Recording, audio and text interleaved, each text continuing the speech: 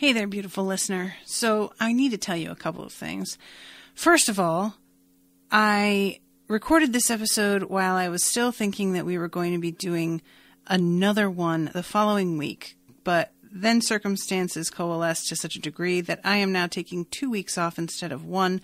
So this will be the last Doctor Who of 2019.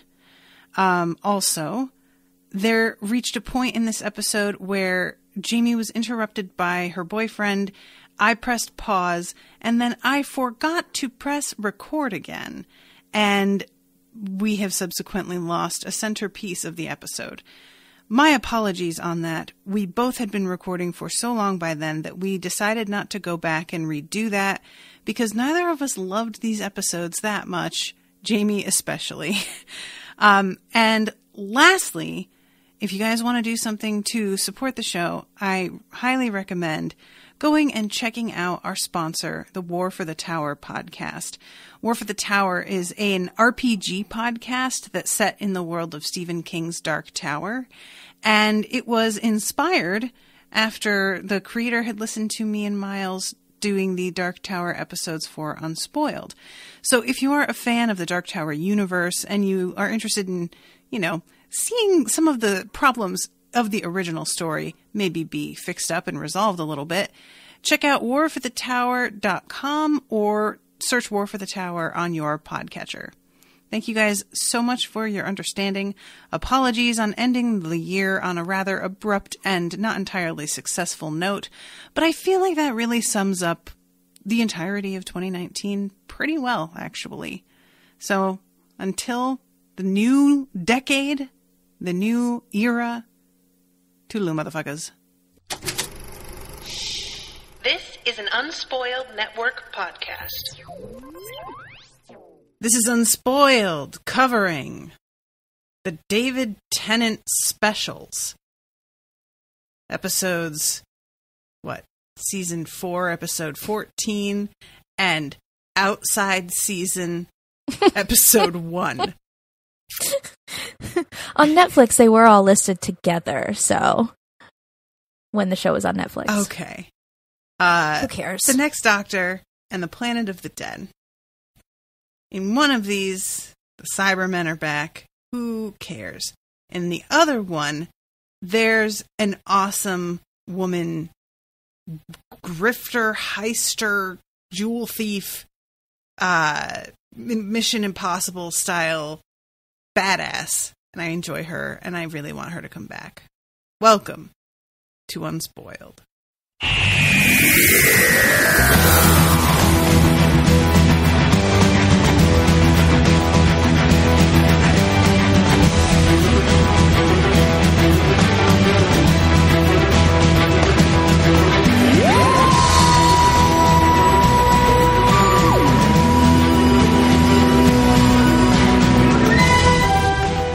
Welcome to the show, everybody. I am Natasha. I'm Jamie. So, Cybermen. Yeah. More like Cybermeh. Am I right? Have you made that joke before? I feel like I should have. I don't know if I did. I'm not good at remembering jokes I've made unless they were either particularly good or particularly bad. It can go either way. I feel like it was maybe something you wrote in one of the descriptions. That sounds right, too, because I'll do a totally other thing in the descriptions and forget that also. Yeah, this all tracks. So, yeah, I started to watch from the actual David, because the David Tennant specials are all listed together on Amazon Prime. Yeah. But they are... The first one of this section is actually the final one of season 4, which we talked about last episode, but I completely forgot. So I went straight to the playlist and started to play the first one before you thankfully were like, girl, did you watch the other one? Which in the end, it doesn't really matter which one you watch first or second, but nevertheless, yeah. So I am absolutely flummoxed at this first episode. I don't understand the point. I don't understand anything that happened. I'm just going to say it. Like, guys, it is baffling. At first, I kind of thought I understood what they were doing. And the more I watched, the more I was just like, it feels like they're changing their own mind on the plot, like halfway through the episode. And there's this woman who's great. Like, I love her. And they just ruined her. She was so interesting and so, like, had so much potential. And then she's just this weird caricature that's like a wronged woman with a chip on her shoulder kind of thing that just decides to, like, lash out. And what an uninteresting take. What a cold take. I didn't like it. What would you, if it were your story, how would you have, like, take the beginning of it and you meet Miss Hartigan, which is her name, and you, you realize that she's involved with this whole thing. How would you have done her story? I thought that she was going, and this is me, like, the way that it's like a fantasy. I thought Miss Hartigan was like, oh yeah, because she's at this funeral in her red dress in the snow, fucking boss. Oh, love her. And she's like, oh, is my dress too exciting? With her fucking also flame red umbrella. And she's talking about how I saw you take a peek and the way that you never asked my first name and never even noticed me except for, blah, blah, blah. I thought what she was going to do was take control over the foremost men in society and essentially have them turned into automatons that then obeyed their wives and, like, the lower classes. I thought this was going to be like a class war. You wanted her to turn into Billie Piper's character on Penny Dreadful. Yeah! That's exactly what I wanted, Jamie, except done properly, which, again, Penny Dreadful did not do either. Penny Dreadful started to do amazing things with her and then shit the bed at every level. Guys, with every spoilers, character. Penny Dreadful ends so badly. Penny Dreadful was a absolutely perfect show until the very last episode. I would say last 3 episodes, because it started to show that I started to get worried. And I was like, I still had so much faith that I thought they were psyching me out. And I started to see like things weren't going right. And I was like, okay, but they've been clearly leading to this point. So they must be tricking me into no. What they were showing was what they were doing. So yeah, you're right though. That's precisely what I wanted. And especially because she's targeting rich men and the way that she talks to them before she like begins to invoke her power and her plan. It all felt like that's what we were doing. And then instead she's like got no sympathy at all. She's enslaving children as well. And I was just like, okay, now I don't understand her motivations at all. I don't understand anything about this. It just felt very unclear to me. It basically came down to, I just want to run everything, which, I mean, we've seen that so many times from so many characters. We need a new thing. Just wanting to run things isn't enough anymore. That's just boring, Yep. So, yeah. I think that there's a lot in here, and I really feel like I have made a complete 180, and we'll be able to talk more about this later. Okay. But what I thought I loved about Doctor Who and what I'm finding that I love now are opposites of each other. So what I'm seeing as we go through and really pick apart the episodes is that I think Russell T Davies thinks of something clever, doesn't ever really let it be completely thought out, and then just tries to, throw whatever until it sticks for the episode. So you have this where he's like, we just had this sort of pseudo regeneration with the 10th Doctor, where we had this like Time Lord human hybrid thing that looks just like him and lives in now with Rose. Right. Wouldn't it be just as shocking to the audience if the next episode is called The Next Doctor because Tennant's leaving and we put this trailer at the end of the last episode showing that there is indeed another man calling himself the Doctor? Like, it's just like a gotcha. And it's pointless because this guy is not the Doctor. It's actually very sad what happens to him. But is it? I mean, they just, you know, like I leave it and I'm like, was I watching anything at all? That's a really good way to end that. Was I watching anything at all? Was really the vibe I had, which is so disappointing because we've got the governor from Walking Dead, who he always interests me. I find him to be a pretty compelling actor.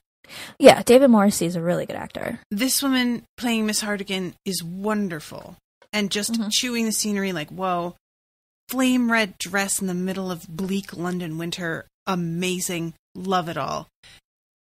The Cybermen, okay. I hate them. They're boring. But we do have weird little puppy Cybermen. Now, since we're bringing them up, do they remind you of the werewolves on Buffy?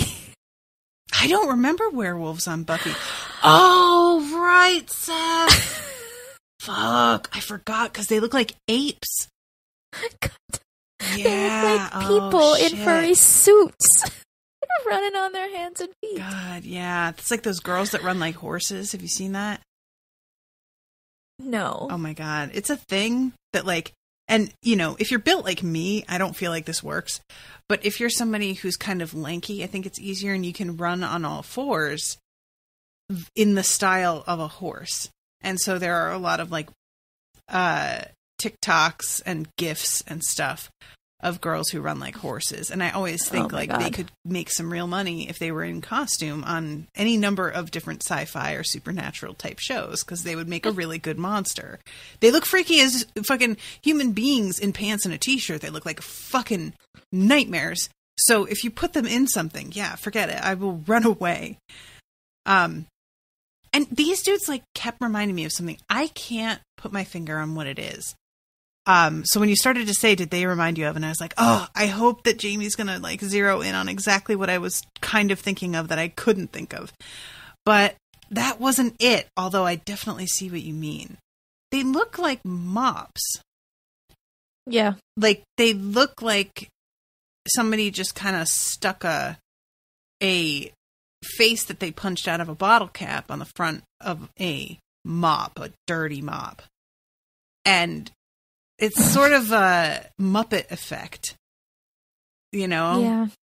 Maybe it's the Muppets. What are those things that go meep, meep? The yip yaps? Is that what I'm thinking of that they remind me of?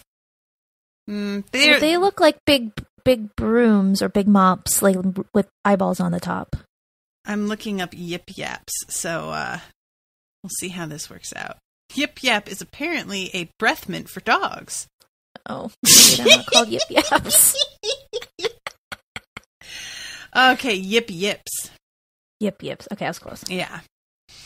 Oh no, they don't remind me of those. But guys, there's a lot of yip yip, like things that they're designed to be like Christmas stockings with their eyes right above the mouth, which is open to stuff things into for your Christmas stocking, and that is pure genius. I love it. They would also make excellent plastic bag holders if you cut a hole in the bottom. I love this. Anyway, sorry, detour. But see, this is why like the show is not gripping. All right, so yeah, first we have the turning up of this new dude who claims to be the Doctor in a moment of excitement. I was really thrilled when I saw the setting because you know how much I love the 19th century early, preferably 19th century for Christmas. And the moment when the camera swings around David Tennant and we see all of the pine and the red bows and the brick walls and the candles in the windows and people in their little top hats with holly and shit, I am here for this. I was so thrilled. And then it just kind of like, that's about the highlight of the episode. Yep, that was it. So now, what were your thoughts on her name being Rosita? Because you did say something about that in your little live tweet. I mean, why are we doing that? There's no need for that. I can tell you why. Why? Because Russell T Davies thinks he's very clever. And it was a little call out to Rose and Martha. Let me see he had an exact reason of why Martha. Rose and Martha. It also happens to be Spanish for little Rose. He says it contains elements of Rose and Martha. I don't know how Rosita, I guess that. No, it doesn't, dude. No, it doesn't. You're just making up shit and acting like this was intentional. No. He's trying to reference Rose, but once again, Martha is barely visible and given the shaft and deserves better. Mm-hmm. Yet again, cool. Don't lie to me. Ugh, I'm disgusted. It was like fine when it was referencing Rose and that's it. But when you try and claim that you're also referencing Martha, you're just being lazy and you're just lying to me. And her wig is real bad. It was so distracting to me because it's like if she had her hair natural, it would not be that texture in the first place. Mm-hmm. That is a white woman with curly hair wig. That is not like a black woman's natural hair wig. And I don't understand the choice. It looks bizarre. It just doesn't suit at all. And they don't have her having done anything with it. There's not a ribbon or a clip or a comb. It's just mop-like. And why? What is that supposed to... Is that supposed to, like, signal to us that she's of a lower class? She could afford a ribbon. It's fine. What are you doing? There were a lot of, like, weird... And then, of course, we've got the other doctor who is in, like, the most spectacular outfit. She's just really given the shaft in terms of her design. But he has this fucking, like, red and gold brocade waistcoat with, like, a gold cravat and this amazing, like, coat that, I swear to God, this is what I want to wear to our wedding. I really am not kidding. I want something like this, but good luck. Like... You have to hire yourself a costume designer. Except I want it to be, like, in purples and burgundies. Like, I want it to be something that has this general, like, look to it, but also is colored the way that that Gomez Adams would wear it. Yeah. You know? Yeah, so this dude is, like, trying to pull down one of these, like, little creatures, these, like, pets, and it's a weird thing because he's, like, talking about how he's the doctor, but he doesn't actually have any, like, tools or abilities. And we see this, like, right out of the gate. I'm just like, okay, is this, like, the doctor from, like, way in the past before technology began? Like, what are you doing? And then once it gets explained, I mean, it doesn't really make sense anyway, but it makes a little bit more sense.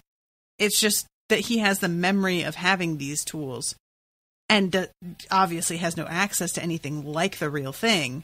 So he is doing the best he can with what he's got, which is saying that a screwdriver is sonic because when he taps it against the door, it makes a noise, which will never not be funny to me. I love that joke. It's so stupid. I love the big moment of, like, drama when the doctor's like, I can't help but notice that you have a fob watch, and opening it up and acting like this is really going to be a thing, and then just, like, the parts of the watch fall out. It starts off somewhat promising, you know? and this thing is dragging them across the floor of this warehouse like they're on sleds, and this is one of their, like, husky dogs. What a weird thing. This whole scene is so strange. I'm watching it right now, and this creature, as it's running with its little mask, oh my god, I realized what it is. It reminds me of the Scream killer from the Scream movies. The little dog creature thing? Yeah, because this guy in Scream is wearing like one of those like black robes that goes all the way up to his face, and then the little face mask. Mm-hmm. So it's like an overarching sort of black hooded thing with just like a faceplate on it. And when he's running away during one of the scenes, I only watched Scream for the very first time this past Halloween season. He's running away. I'm sorry. What? I'd never seen Scream. It was on the... How have you missed all of these movies? I was a boring child, Jamie. I didn't like music. I like read books, and I played with fairy statuettes. And I went outside and was alone.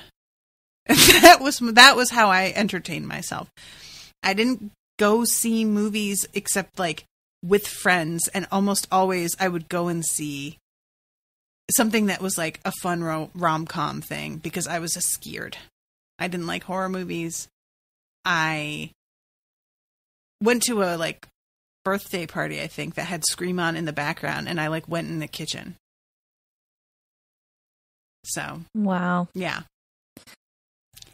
Oh, by the way, guys, I'm sorry if there's like a buzzing in the background, but it is decided to get cold here all of a sudden, so I have my space heater on. My apologies on that.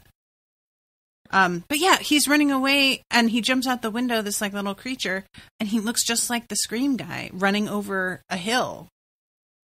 Because he's like, you know, she looks out in the backyard at one point, and he's like running away. Or somebody looks in the backyard, and he's running away. And it looked just like this, like the whole way that he's holding his body and the like silhouette. That's what it is. I feel so much better now. I could not put my finger on it. How much do you want to get like into every plot beat here? Not much. I don't. I mean, you know how I feel. I wanted to skip these episodes completely, so right. We can talk about them to the extent that you want to. I do want to ask, what the fuck is up with this one Cyberman with the brain in the front? When did that happen? Say. It's some kind of upgrade from... Because basically, these Cybermen are the same Cybermen that were in the attack of Canary Wharf. They were sucked into the void. They seem to have taken some Dalek technology, and it's I guess this guy is like some kind of upgrade where you see his brain, he's got that black face mask, but there's not really much explanation other than that. Like, they created themselves in the void. They all look the same except for this one who's got like black elements to his actual metal outer shell. And then has like the brain, and I don't know if they all have the brain inside, if that's supposed to be, but his is on display in a way that the others aren't. Well, we do know that Cybermen are made from upgrading humans. Yeah, but I kind of had like, I didn't have it in my head that they just like straight up stuck a brain in a computer, which maybe it should have occurred to me that that's how it was. I don't know. It's just like seeing it this way. It just looks so much more literal than I had thought it was, but it's fine. I prefer not seeing the brain because I feel like the brain is just goofy. There's something about it also that looks genuinely like somebody made it out of like fondant. It looks edible. Like it's like a Halloween prop that you'd cut open and there'd be like red cake inside, red velvet cake. Trying to see if these notes give any explanation, but nothing that I can find. And Miss Hartigan, when she's having her like first conversation with this guy, with the head cyber leader, he says something about how the Cybermen will rise, and she's like, "The Cybermen will rise," and then like looks at his crotch, which doesn't have a dick. It's metal. And then says, "How like a man." Bitch, what are you talking about? Like, I understand the wanting to make her like sort of a wanton flirt, you know, somebody who's like a Scarlet Woman, as Ronald Weasley would call her. But doing it with the Cybermen doesn't make the slightest bit of sense. This woman would do that on a person that she was trying to manipulate. Not on a fucking machine that she's made a previous deal with and that's it. Like, that doesn't... Character-wise, it's like the show is trying to tell us something by making her do something that doesn't... That, like, they're like, I'm going to show you her character by having her do something that's, like, really actually out of character. Which is a bizarre thing. And this is when she's like, I have a funeral to attend. And we wind up going to her, with her amazing red dress in the snow. It is the most effective image that the show has ever done, I think, is her in the red dress in the snow. I fucking live for this. I wish that I could make this kind of entrance on my literal wedding day that she makes here. But I have no hope of that, and I'm just going to have to live with it. I'm just going to have to live with the knowledge that I will never, ever match this moment that she has. It's so great. Everybody's staring at her, and her completely unmoved. I mean, they're all bundled up, too, and she's got her throat out. Like, it's just so good. And she basically tells them, like, oh, yeah, a bunch of your friends are dying. Isn't that weird? It's almost like we're killing them or something. It's a weird scene how long she takes to like kind of get to the point here. It feels, I guess, like she's buying time for the Cybermen to arrive. Maybe she is. Maybe. I noticed you looking, you cheeky boy. But yeah, she's the matron of the workhouse. And so this was part of what disappointed me, is that she winds up like stealing kids to make them work, when I was hoping that she was going to be railing against the system that caused her to be in this position in the first place, and that was like taking advantage of children in the first place. But no. Guys, I'm watching this scene in real time right now, and she's standing at the graveside, and she's giving her speech, pauses for a moment, staring down into the grave, and the camera's looking up at her from within it. And she, after her pause, continues to walk, and the hem of her red dress brushes like a handful of snow into the grave, and it's just the best! Why can't the whole show have moments like this, like just nonstop, please? But yeah, so, it turns out that she's having the Cybermen kill everybody except for like some of these key figures, which she's going to install with electronic, murder ear muffs. And earpods? Earpods. It's too close to AirPods. I can't handle it. Murder muffs. Come on, Jamie. Come on, get on the murder muffs train. No, whoop, it's fine. Whoop. Murder muffs is fine. Murder muff my ears right now. I hate this episode. Oh, God. Guys, Jamie is so mad. We said that we were going to try and be stoned and drunk when we covered this, but we both forgot. And then we just turned up and we were like, oh, well, I guess it's time to just fucking talk about it like a couple of chumps. I might try in a bit. Once my dealer wakes up. Oh, God. So yeah, this whole thing, I don't like really, I know that the Cybermen like reach out and grab these dudes and like electrocute them. What are the other like little goblins doing? Oh, they drag them over to the Cybermen to be electrocuted. Okay. So they're really kind of useless. They're just like grackles. Aren't grackles birds? Yeah.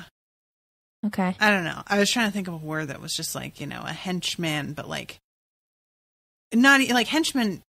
They have their own guns. They can kill. I was trying to think of something like a something that collects a thing. Maybe I'm thinking of magpies. Magpies that collect people and are like, I'll save you for them to kill later. They're the middlemen. Well, anyway. So the middlemen of murder. The middlemen and murder muffs. So then we have the reveal of who this supposed doctor actually is, and the fact that Cybermen killed his entire family, although it turns out later that's not so, and one of them remains. And it's a really abrupt thing. He's suddenly remembering that his wife is dead and that they killed his wife. And a bare second after he starts weeping, realizing this, there's a beeping sound that draws the doctor's attention. And I was like, you couldn't just give him a minute?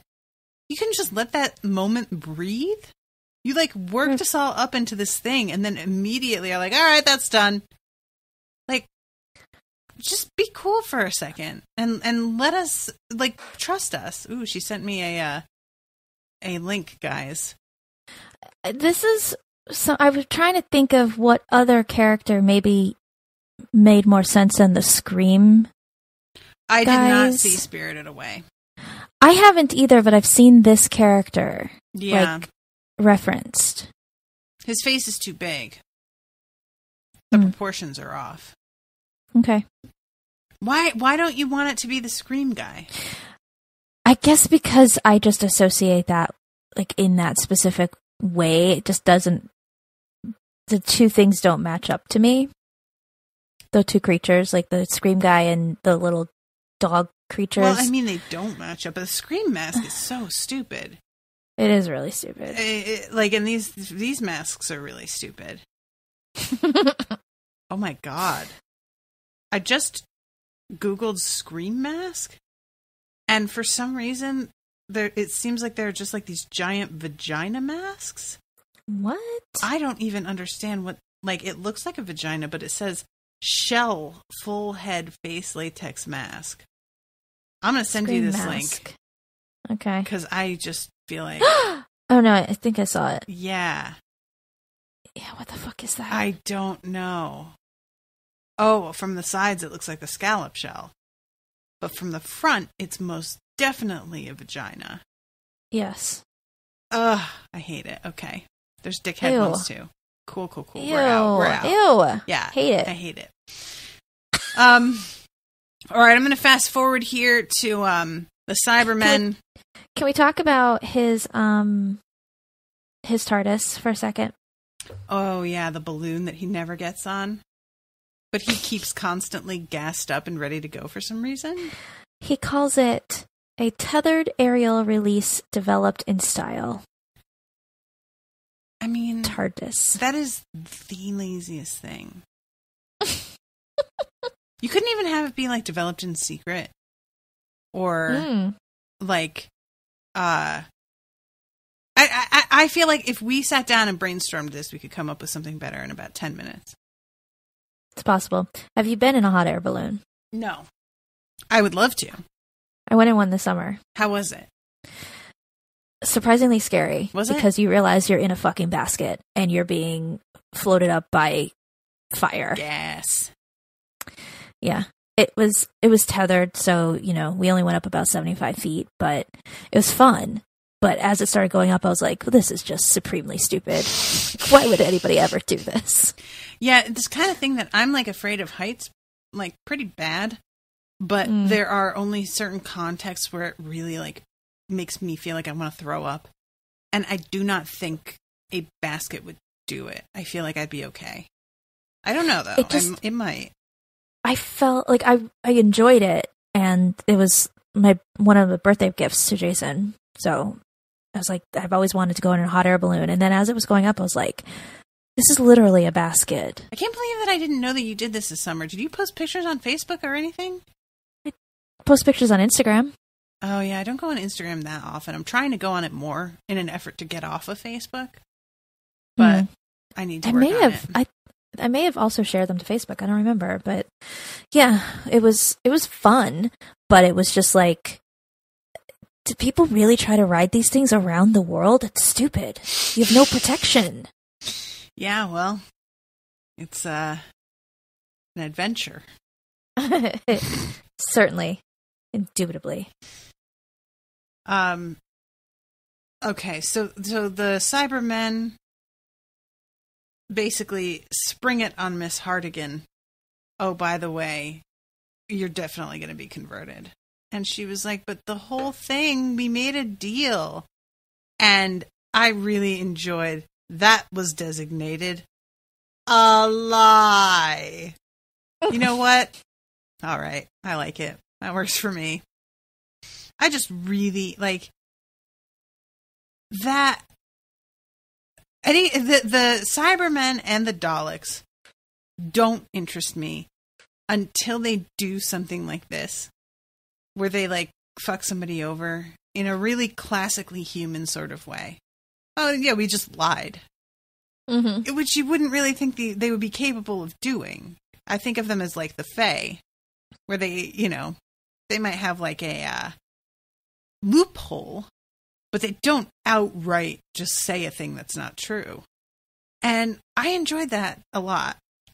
But he tells her, you'll be set free. This is your liberation. As she's like strapped to this chair and this thing gets like put onto her head. But then it's like they tried to take her mind, but her mind was too strong for it. Yep. And so instead, she's just the thing controlling them, which is what I figured what she wanted, but really she's like, I would have stuck with you. I would have followed you. Like, why didn't you want to rule? Why would you want to follow these things? Right. Either. Like, there's no motivation that I understand to anything that she's doing. They're not even offering her power, really. Like, not really. She's their gopher in this. I don't know. I don't get her.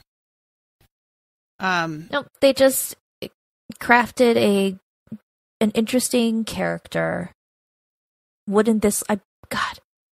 My faith in this writing team has fallen so far that I bet you the image of her at a funeral in a red dress was where her character started and ended. I could see that. And then they just, threw a dart at the wall and picked up some ideas from there. I like, even the idea of her mind being so strong that they couldn't overtake it. I would even tolerate that if it weren't for the fact that she just says it. Like, there's no finesse to the reveal of what's happening here. There's no, like, show, don't tell, or any, like, moment before where it feels like somebody is trying to make her think a thing or force her to do a thing and she, like, manages to resist. It's just, like, they start off with like, oh, you are having joy. Joy is not acceptable. And she says, don't you see? My mind is stronger than you ever thought. It dominates, sir. It dominates you. Which, like,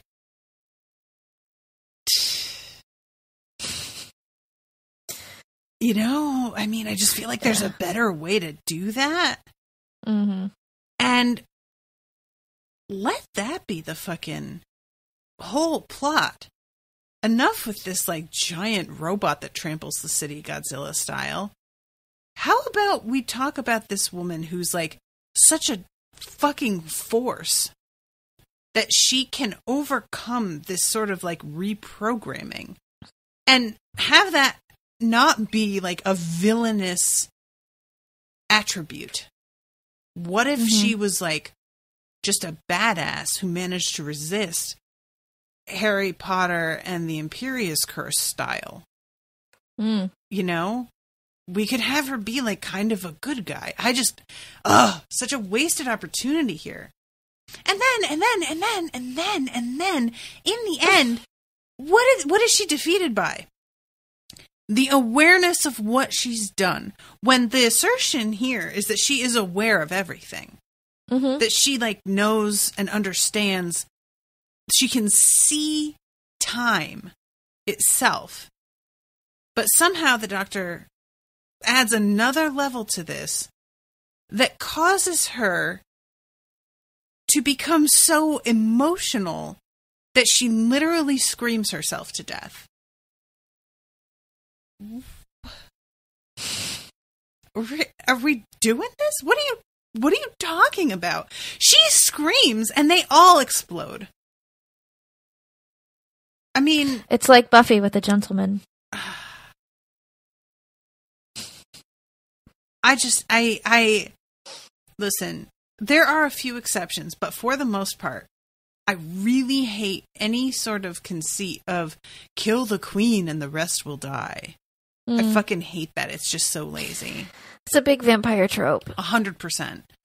Mm-hmm. It's like a lot of different alien creatures as well. There's like a queen creature that gives birth to all of them. And then, you know, that happens in so many different movies. And the fact that these like electronic metal men are somehow linked to this human woman who, with just a funny hat on, to the point that she can cause them to not even just explode, they evaporate. They basically just disappear into mist.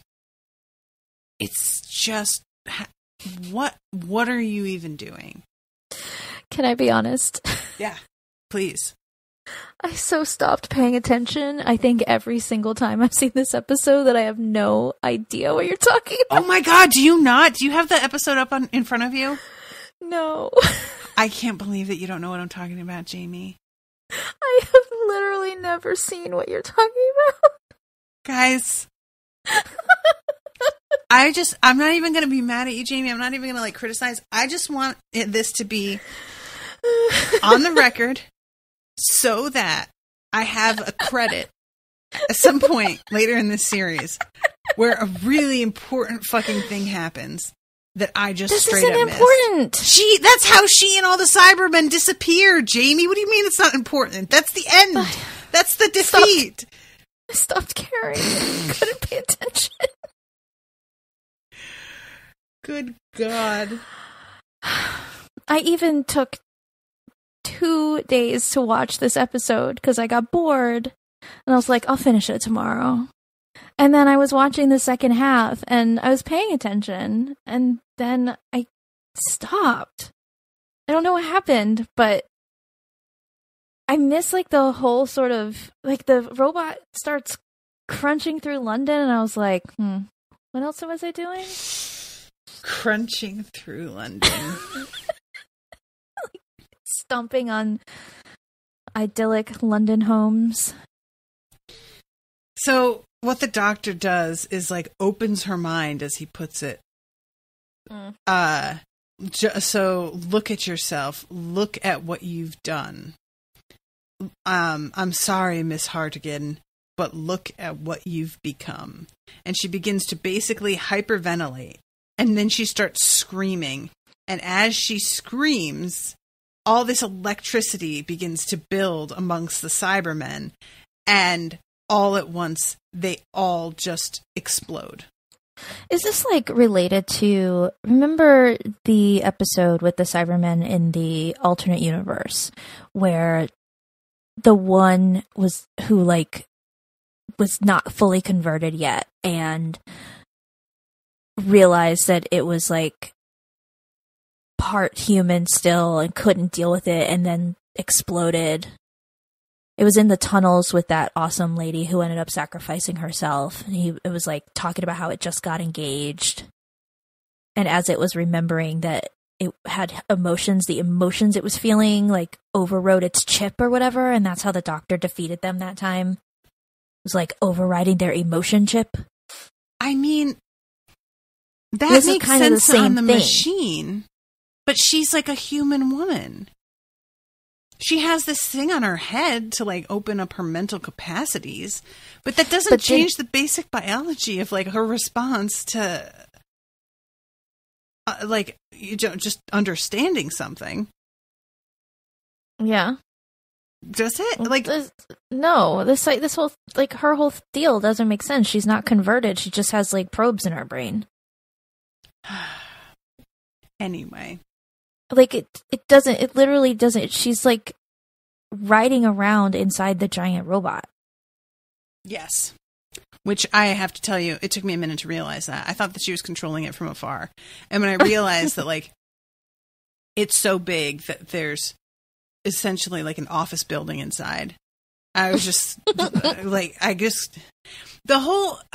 guys,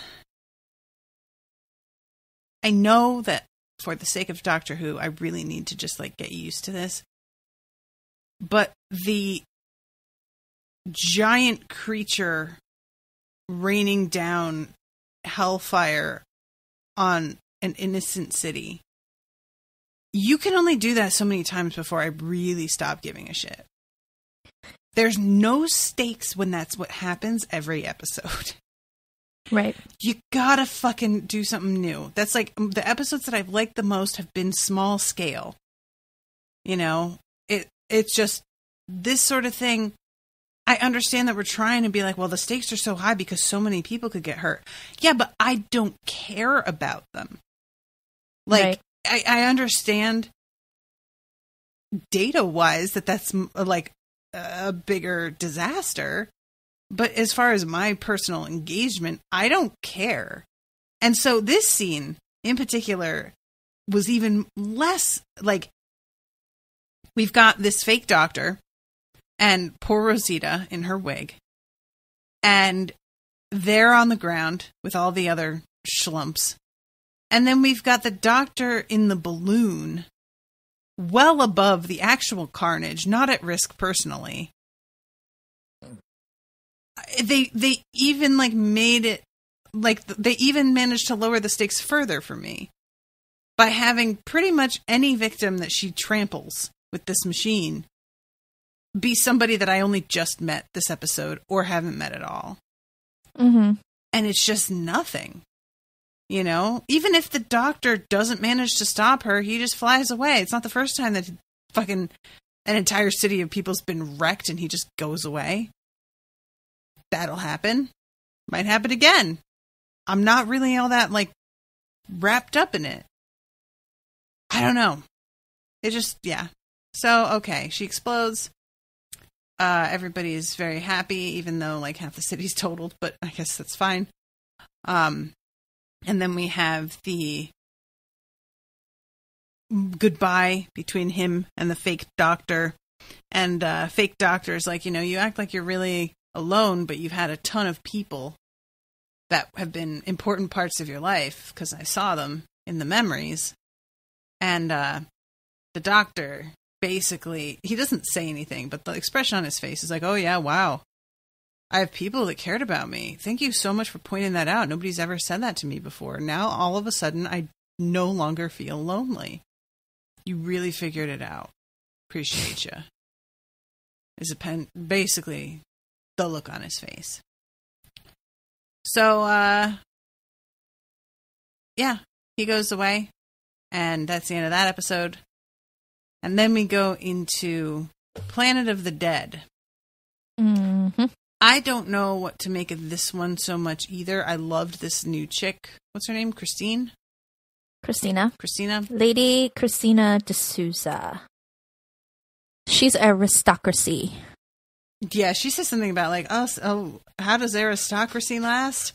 It's because we're always ready for everything. And I'm like, yeah, because you've got money. You're able to be ready because you've got money. It's not your ingenuity. Stop it. You have money. But yeah, we start off with a heist. It was a good start.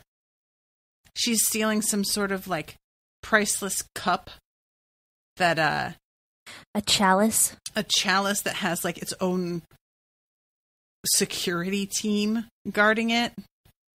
It's really amazing, the idea that they are all personally meant to they're just literally 4 dudes standing around this chalice holding like weapons. Mm-hmm. Like, is it supposed to be, what was Indiana Jones looking for? The Holy Grail? Maybe it's the Holy Grail. Maybe it's the Holy Grail. But of course, when you touch the Holy Grail, you burn up. I thought it was if you drank out of it. I don't remember. Yeah, I think it's if you drink out of it. It's kind of a weird thing too, because like she drops down through the ceiling and gets the chalice, but then we see her inside the museum somewhere else. Apparently, she doesn't just like go out the way that she came in. Well, I guess she came in from the roof, because she does go back up. She goes back up, but then like the next moment we see her, like, she's still, yeah, it doesn't make sense that she would go back inside the, like, why would you climb down the side of the building? That's my question. Either way, you're gonna risk getting caught. She leaves a lucky cat, which is pretty great. Mm-hmm. But yeah, it's just like there's no way that museum only has this one security detail over here. And mm-hmm. she's still inside when the alarm goes off, even though she's like literally attached to the exit in the ceiling. So why would you go any other way? And she's got like a face mask on, which she pulls off while she's still inside the building that is no doubt covered wall to wall with security cameras. Just the whole way that this all goes is not professional, and she isn't great at her job, but it's fine because we need to see how pretty she is. So she's trying to escape. The guy that she apparently was working with gets caught, and she's just like, sucks to suck, and runs away onto one of the buses, and she has to like sort of try and charm and also convince this bus driver who doesn't really seem interested in playing along with her to let her on the bus. Mm-hmm. And she winds up seated next to the doctor, who is using some like little gizmo to track something. I don't even remember what it is that he's doing right here. He's got Easter chocolate. I know that. That's very important. Because this aired on Easter. It's a pretty giant Easter egg. Like, it fills her entire, one half of it fills her whole hand. Mm-hmm. I never got an Easter egg like this. I want one of these. You've never gotten a giant, they're usually hollow. It is hollow, for sure, yeah. Yeah. But I've never gotten an egg. I've gotten hollow bunnies. But they have like eggs that are like filled with truffles. Yeah, I've never gotten one of those. Hold on. What?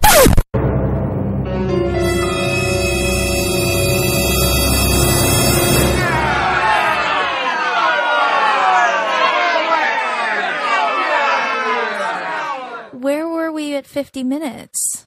You told me to pause because Jason talked to you. And I paused it. And I did not press record again. We can sum it up really quickly. It's like, it's just so not worth it for us to do it over again because neither of us enjoyed these episodes very much. The second one I like better than the first one, granted. But we barely really got into detail anyway when we were talking about the second one. No, we skipped like a whole entire plot point, I realized. Yeah. We never talked about the fly people. No.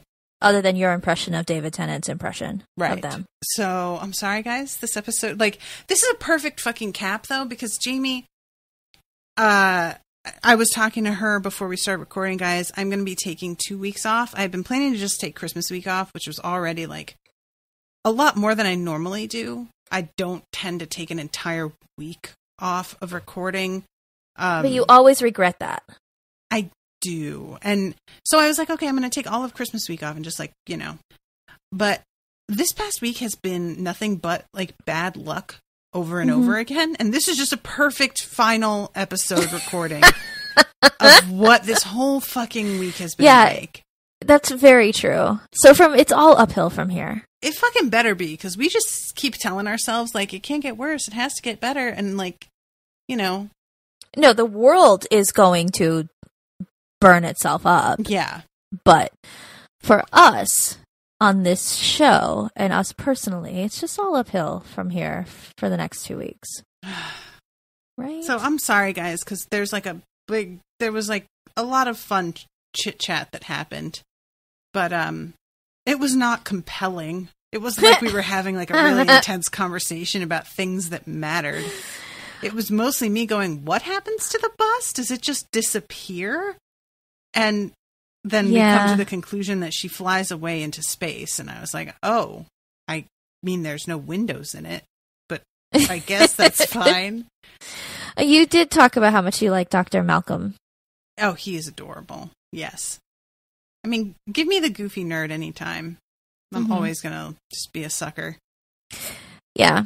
Yeah, like, I mean, is there anything from this episode at all that stands out? Just Christina. And the fact that I would have enjoyed having a morally gray companion who maybe had to do some, like, real character growth. Mm. You know, character growth that she got to actually retain. And that wasn't wiped from her memory forever in the end. Right? You know, whatever. It's fine. So, guys, yeah, no episode next week or the week after. I hope that y'all can handle it. But I promise I really need it. My poor website, guys. It's like, I kind of want to shoot it in the head like a horse. Because it feels like it's just been What's limping happening? along. So I've been selling the Avatar episodes to raise money for the wedding. And people have been having a lot of issues checking out. And when I went to the tech support people, they were like, oh, well, you have an old theme that you need to update. Yeah. And when I went to update the theme, it turned out that my theme was like the update that I supposedly could just push a button to initiate was expired. I was supposed to have like upgraded about a year ago and just kept putting it off. And so I had to purchase a whole new theme that was compatible with WooCommerce. And in order to do that, I had to redesign my site because the new theme wasn't going to work with what I had going on. So I go through all of this and redesign my whole site. I am awake from like 9 a.m. to 5 a.m. the next morning, recording and working on my site and recording and working on my site. And then I post, I'm so happy. My site looks pretty good. I think the thing should be fixed. And before I even manage to like close my phone and go to bed, there's the first comment, sorry, it's still not working. And I have been on my tech support for my hosting and with the plugin designers every single day, at least once, usually 2 to 3 times for like a solid week. And now a whole other section of my site has stopped working. People can't get into the patrons only content. It's like giving them an error when they try and log in via Patreon. This is like my site's main function, is making it easier for people to get to patrons only content because Patreon is bad about it. Yeah, because you separated it all out in like playlists per show. Yeah.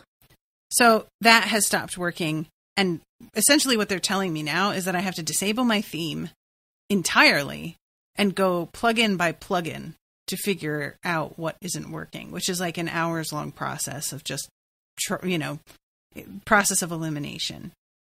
And I know that like there will be a backup to my site that I can like, if things don't work out, I can just put that back. But the idea of after everything I went through to redesign it all and paying like, I paid almost $150 in total for new plugins and themes and stuff to just like disable it now in order to test out this shit. It's just so like, I genuinely just broke down in tears at my computer yesterday because the tech support is not helpful. They're basically, no matter who I talk to, they're just like, well, you have to test this out. They're not actually able to like walk me through it. And I don't really know what I'm doing. But to be honest, when I talk to them, it feels like they don't know either. It feels like to be the thing. Yeah, it's like they go to a particular page and they're instructed, like, if it says this, tell them this. But it doesn't feel like they understand it either. And yesterday, I was trying to like upload an episode and even the uploading wasn't working. My God. I couldn't even fucking upload something. And then they got back to me again and they were like, yeah, well, it's probably one of your plugins, so you have to test that. So basically it's come down. Everything that's not working, they're telling me for each of them that I need to do this, like, plugin testing. So I have just been, every second that I'm like not recording, I've been trying to figure this stuff out. And it's just, I feel a little bit defeated. I don't blame you. I don't know anything about building websites, so. And even if you did, like, I had a listener offer to help me, and it wound up, like, they made a very small mistake that they didn't even, like, really think about, because why would you? And my site went down for, like, a full day. And so now, understandably, they just kind of don't want to touch it again. Yeah. Yeah. So when I accept help, I feel like that tends to happen. People are like, oh, I'll help you, thinking that it's going to be a simple thing. And then they wind up shell-shocked the way that I am. Like, just like, oh, God, I don't want to do it anymore. And I'm like, yeah, see, exactly. That's why I didn't update my theme for a year. It was because every time I try and do anything, it ends up like this. It's a week-long fucking, like, torture session. Is this because you use WordPress? Yes. Okay. And before you say it, anybody out there who's like, why don't you just go to... I've looked into it. I promise. I don't have any other suggestions. No, I'm not saying you. I'm just saying, like, I could Yeah. hear people out in the ether being like, go to Squarespace. Squarespace doesn't allow uploads as big as my files are. Sorry, guys. I'm too big. Squarespace can't handle it. You'd need, like, supplemental websites. I am genuinely going to get to the point where I do need to break it up into several sites, because I am already at 90 gigs of memory for just my stuff. Wow. And my limit on the, like, service that I have now is 120, and they don't go up any higher than that for Well, the maybe you Dreampress should. Maybe that's service. something you should think about during this 2-week breaks. Like, would it make sense to have, like, here's this secondary site that is just the patrons only content? Maybe. And it would link from your site. So you go to unspoiledpodcast.com and then here's the link to the patrons only content site. Oh, yeah. I mean, I know how it would be set up, but it would also require me to re-upload all of the files for all of my patrons only stuff, which is like 30 shows at this point, to a whole other site, which is like... Yeah. It's a lot of work. Literally kill me in my bed. Anyway, sorry, guys. This turned into from a Doctor Who episode into, like, let Natasha air her grievances. I would just like to say, I didn't want to talk about these episodes because they're so boring. And then half of it got deleted. So, guys, Right. I was right. I said we should just skip it. And here's why. Because even subconsciously, we didn't want to record this. That really kind of, it does feel like somebody out there was just like, this doesn't need to happen. I know the listeners keep insisting, but we're not doing this. Mm-mm. Like, we love you guys. Thank you for listening. But these are super boring episodes with no value whatsoever. We love you and thank you, but we hate you and no thank you. I would never say that. You're much meaner than me. That's not even me. That's a Gina Linetti quote from Brooklyn Nine-Nine. Oh, is it? Yeah. Oh, that makes. But aren't you just Gina? I wish I was just Gina. I'm fucking Santiago, is what I am. I want to be a Gina. I would love to be a Gina, but Santiago You're kind in of my a combo heart. both. Yeah. I'm probably Hitchcock or Scully. Oh my God, you so are not. I know. Oh, I'm that's not like so any funny, of those though. characters. God. I'm probably more like Charles than anything. Oh my God, Charles Boyle. Boyle boys, Boyle boys, Boyle boys, No, Boyle boys. I'm not like him either. I'm like none of those characters. I have a little bit of a Boyle streak in me. Because he's such a foodie. I did just buy a sticker that says, noise, and then cool. No doubt.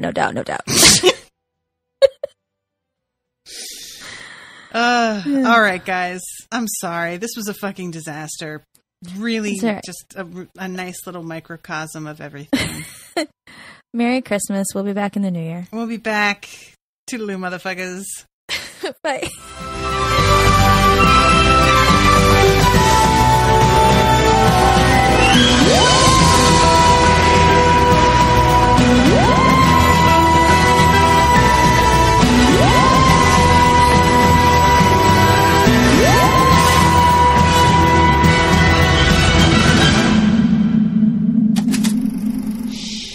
That was an Unspoiled Network podcast.